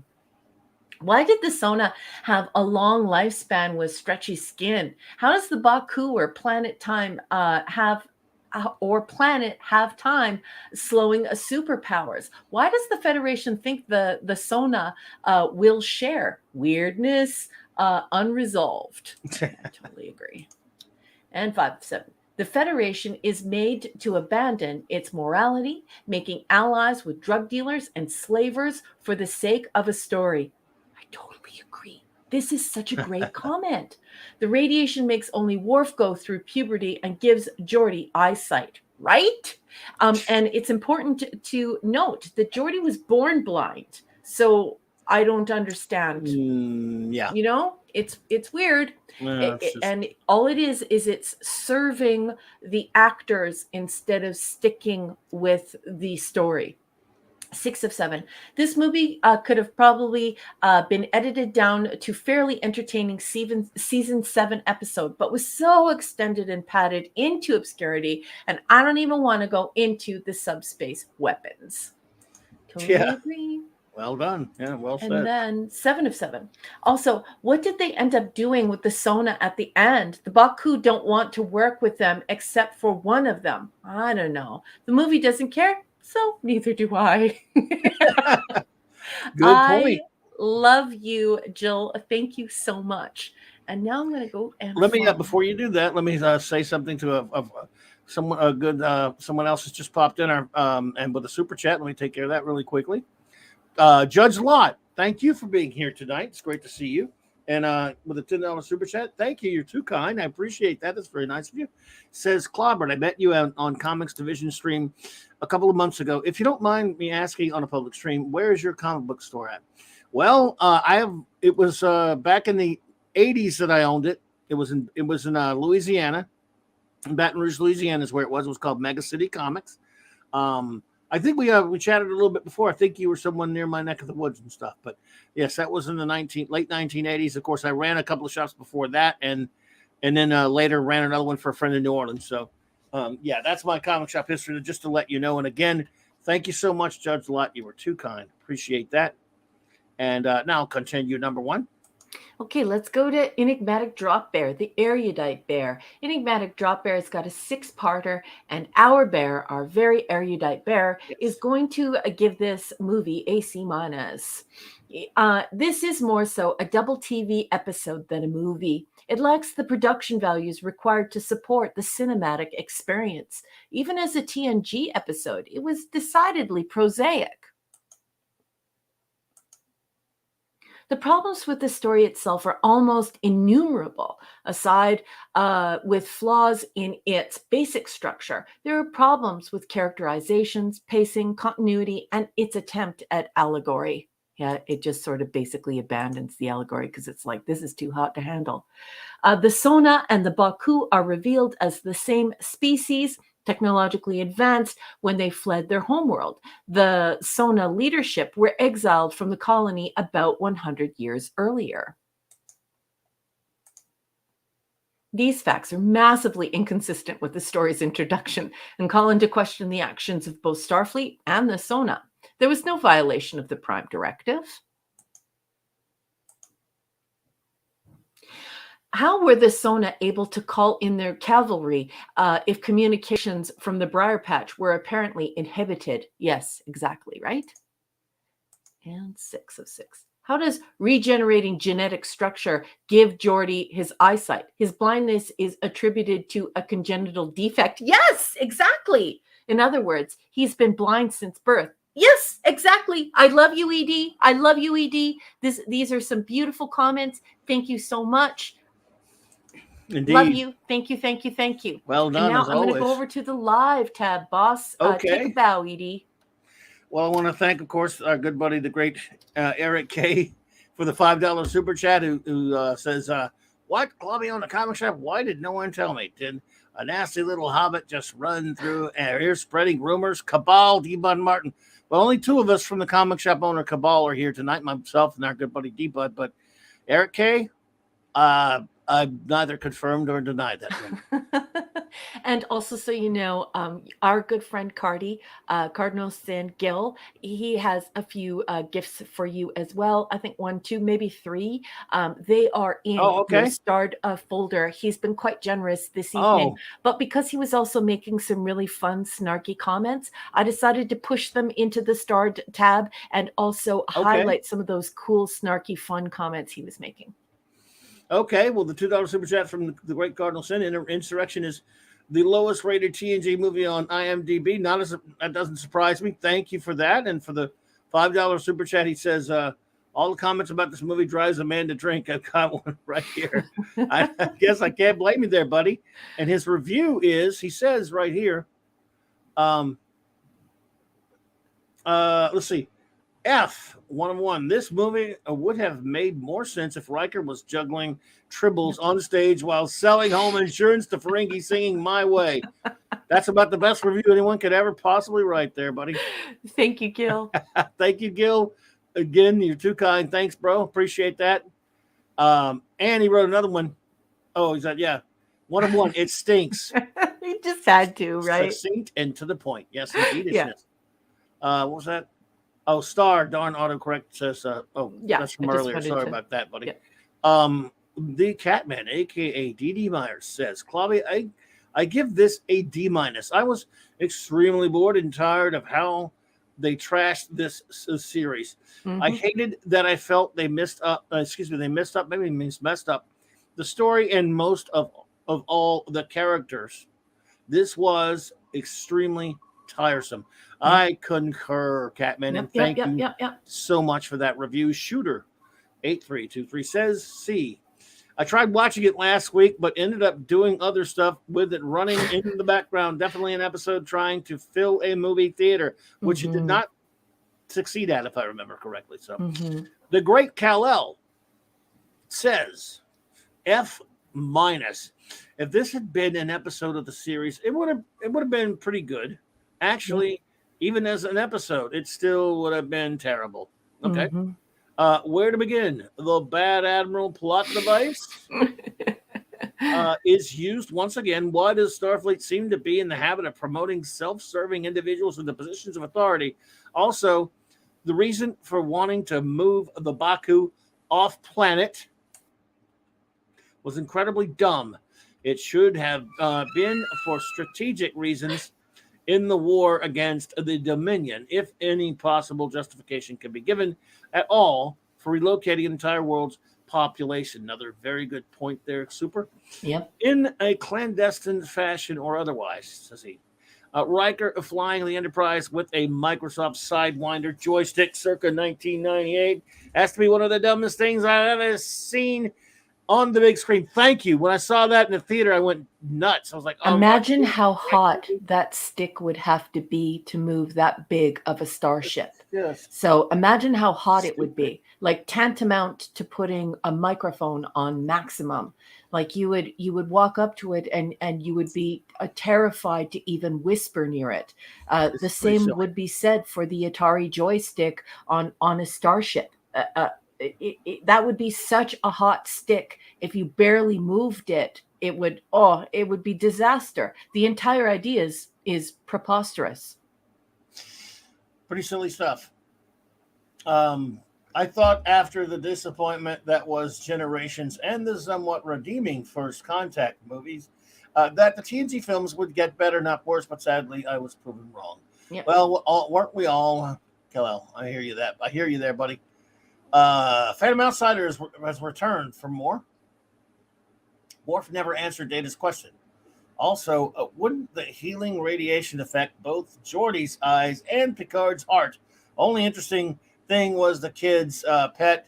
Other than that, it was pretty meh. What a great thing to say. And everybody take a beat to think about what Phantom Outsider just said there, because they had to remove Geordi's implants. And wouldn't they get rid of Picard's artificial heart? So well, they forgot.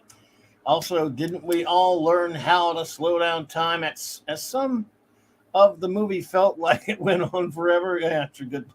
Also, this was the planet of space Viagra. That's why Picard seems so vigorous. But note, hang on, I got to find your other one. I don't see one after that one so far. I don't see one after that in the Phantom. If we seem to leave it on a cliffhanger, I don't know. But thank you, JT Kirk, for the $5 super chat. You're too kind, my friend. He says, Riker was really good at manipulating his manual steering column. JT, thank you, buddy. Yeah. Jeff Morris says, let's see. Oh, rating is C. Movie is a D. Donna Murphy steals the show and is a B, so averages to be C. Thank you, Jeff. I appreciate that. Hungry Boy said, reclaim snots. Oh, okay. You got it, buddy. I just love that. Like, I have not heard someone say that since the mid-'80s. Oh, that guy's a snot. I can't believe it. Well, now I'm bringing it back. Diva says, I'd hate to get the bill for the Claboni's gas tonight. Oh, yeah, that's a good perk. I thought you'd appreciate that comment as well. Very cute. Max Redstone says, it's devastatingly simple, isn't it? Data only attacks people in his ship if they sing Gilbert and Sullivan. Larry's saying in the chat, Picard's heart is artificial, but his brain is nowadays too. Looks like the Very. writers of Star Trek picked the wrong week to quit sniffing glue. Airplane reference. I got that airplane reference. Loved it, man. Mr. Ticklefront says the Bigfoot's rectum-like odor emanating from these movies was so strong it reached modern day. From Picard and Data are dream lovers because they're friends in these films. Okay, wow. Thank Mr. you so much, Tickletrunk, that Tickle is Trunk. actually true. Many Fact people check true. involved have gone on record saying that this and Nemesis did inspire the storyline and storytelling on the filth, The P-hard filth. yeah, the P-hard stuff. And probably did. Wolfie, thank you so much. You're too kind for the $5 super chat. I appreciate that, my friend. Very generous of you. He says, a little Tommy Luhu, who was no more than 2, had a CGI squirrel with skin the consistency of glue. Wow. Well done, Wolfie. Well done, Wolfie. And I think, no, so here we go. Chris Persian has another one here. Okay. Yes. RAQUEL and some sites claim all fans do is look at older Trek with rose-colored glasses. They clearly have never seen the people in here. Yep. Good point. Love that, Chris Persia. Matesh Desai says, how cringe was the part where at the end where the kid tells Data to have some fun every day? Pretty cringe. Have fun every day. Yeah, I'm with you there, Matesh. Now for the final review of this one, so we can get on to the next movie here. Diesel says that you didn't get to his. I didn't see it. Did you? Weird. Did I? Was it starred? Lord. Diesel, if you could let us know what time that was, if we can find it, we'll definitely be happy to do that. Let's see if we can look for it. You know when that was, Diesel? Ballpark? The chat's doing the blinky winky thing, folks. So if it's acting nuts, I'm gonna go back and see if I can find hope it. I didn't accidentally nuke it. Did you nuke him? I don't know. I don't Let think me so. go see. Let me go see. I'm also looking to help you look here. I'm sorry about that, Diesel. That's okay, honey. We'll go back and get it. There were over 70 comments tonight, boss. Take it easy on yourself. There were 80, I think. 80 something. Over 80? Yeah. I think. When I looked up at the clock and I knew that it was over 70, I was like, oh, whoa. If you have any idea about what time that was, Diesel, it would help us look for it there. But damn it. Sometimes this thing swallows up. Sometimes it depending on what's in the chat, it'll eat the chat. I mean, that's true. I'm not saying that's the case. Vaporized. They do get vaporized sometimes. Where are you, Diesel? We're both looking for it, though. I'll find you, honey. We're on the case, buddy. I don't like to leave anyone back out. here at 22 minutes past the hour. Hey, don't talk SHIT about JC Penney. I'll find you, honey. No, I'll find you. If it's here, sweetheart, I'll find it. I promise. Yeah, I don't know. My chat's supposed to go farther back than that. And it's just sitting. Okay. Come on. Diesel, I am so sorry. If it's something that you can do quickly, if you want to just redo it and put it back in there, unless you can find it, of course. Hang on a second. Oh, no, sorry. Something else. Message coming through from somewhere else. Where's my Diesel, honey? Where are you, honey? I know you're here somewhere. I thought I starred you. I don't think you got nuked. Let me see. Yeah, I can't. He's been making great comments all night as usual. You know, Diesel. Yeah.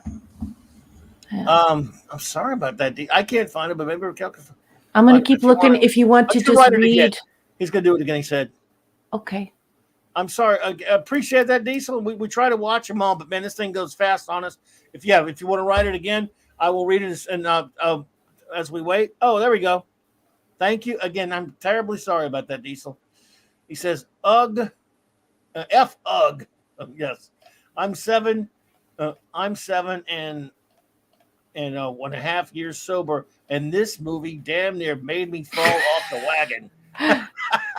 Yeah. And by the way, congrats on that sobriety. Yes. That's wonderful. Also, LeVar Burton can go to Reading Rainbow. He is a dickwad, isn't he? Yep. But that's true. That's true. with the comments that he's been making about not wanting to appear as someone who's visually impaired. It's a real DICK HEAD move. Is that? And now for our final review of this movie, I think, hopefully, unless if we missed anybody else, let us know. Our chief engineer pulls up the caboose with the great Mark D with a C, says, C-. When I first saw this in theaters, I couldn't believe they made a movie out of this story. It wasn't even an interesting ripoff of the TNG homeworld. F. Murray Abraham. That's a little harsh, isn't it? Oh, that's his name. Sorry. Just kidding. I know. He's a great actor. He is. Fine actor. Nothing wrong with him. But as a villain, he's uncompelling and suffering from Khan syndrome. Always needing a bigger-than-life villain. Good stuff. And good stuff. The Captain's Yacht. And Anej and Artem. Yeah, the little boy. The little boy. Oh, okay. Yeah, the little boy was a wonderful actor. I agree, Mark. What does a starship need with a joystick? So the movie ends with the planet still as a fountain of youth. Talk about imminent immigration problems. Yeah. Yes. Artem, Data, don't forget you have to have a little fun every day. So don't ever watch this.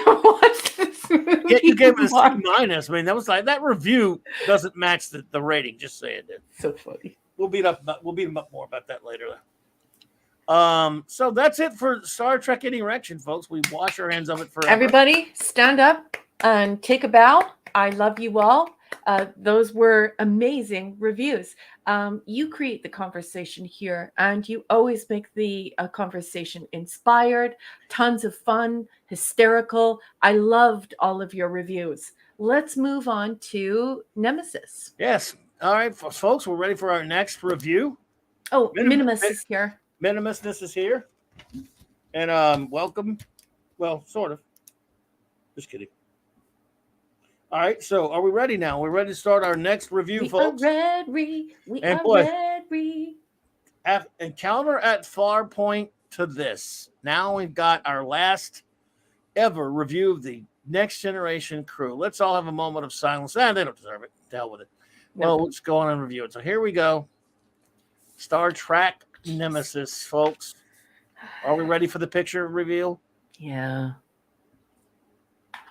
What did you do? Let's see how bad it is. I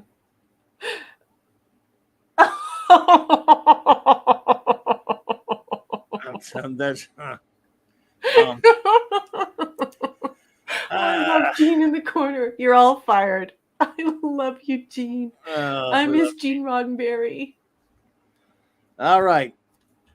I guess I just got to de-spoilered my review, didn't I? Yeah. Okie dokie. Anyway. Let's do it. All right, everyone. Buckle up. Saddle up. Lock and load. That was Star Trek movie. 10. Star Trek 10. Audience nothing. Nemesis. Although I don't really think that they're deploying the word nemesis correctly here, because it's not like he's plagued him his entire life and he has become his nemesis. But anyway, this first played in the theaters, I think. I'm not too sure about the date, but I'm pretty sure that it played in California a couple of months before it played in the rest of the world. But whatever. Most of the world saw it on December 13th, 2002. The budget for this film was $60 million. And then listen to this box office. So usually, Star Trek films do pretty well. They make a bit of money. Okay. The box office. So the budget was $60 million. The box office was $67.3 million. So this movie did terribly. Compared to the rest of the Star Trek films. Absolutely bloody awful. Now, I'm going to be reading Star Trek Nemesis, the review by Roger Ebert from December 13th, 2002. This is Wayback Machine, so it's very cute. It has a little warning on it that says, may contain spoilers. Isn't that adorable? If only it were 2002 again. Once again, I'm going to be reading this extemporaneously. So, cold read. It might have boo-boos in it, and I don't know what it says. I'm learning just along with you. So let's do it. I'm sitting there during Star Trek Nemesis, the 10th Star Trek movie, and I'm smiling like a good sport and trying to get with the dialogue about the isotronic, ruratronic signature from planet Colaris 3 or whatever the hell they were saying. Maybe it was positronic. And gradually it occurs to me that Star Trek is over for me. I've been looking at these stories for half a lifetime, and let's face it, they're out of gas. There might have been a time when the command deck of Starship Enterprise looked exciting and futuristic, but these days it looks like a communications center for security guards. Starships rocket at light speeds halfway across the universe. But when they get into battles, the effect is roughly the same as on board a World War II bomber. Fearsome death rays strike the Enterprise, and what happens? Sparks fly out of the ceiling, and the crew gets bounced around in their seats like passengers on the number 36 bus. This far in the future, they wouldn't have sparks because they wouldn't have electricity. Because in a world where you can beam matter, mind you, from here to there, a power obviously no longer lives in the walls and travels through wires. I've also had it with the force shield that protects the Enterprise. The power on this thing is always going down. In movie after movie after movie, I have to sit through sequences during which the captain is tersely informed that the front shield is down to 60%, or the back shield is down to 10%, or the side shield is leaking energy, and the captain tersely orders that power be shifted from the back to the sides, or put it all in the front, or whatever. And I'm thinking, life is too short to sit through 10 movies in which the power is shifted around on these shields. The shields have been losing power for decades now, and here it is, the second generation of Star Trek, and they still haven't fixed them. Maybe they should get new batteries. I tried to focus on the actors. Patrick Stewart, Poopy Stew, as Captain Picard, is a wonderful actor.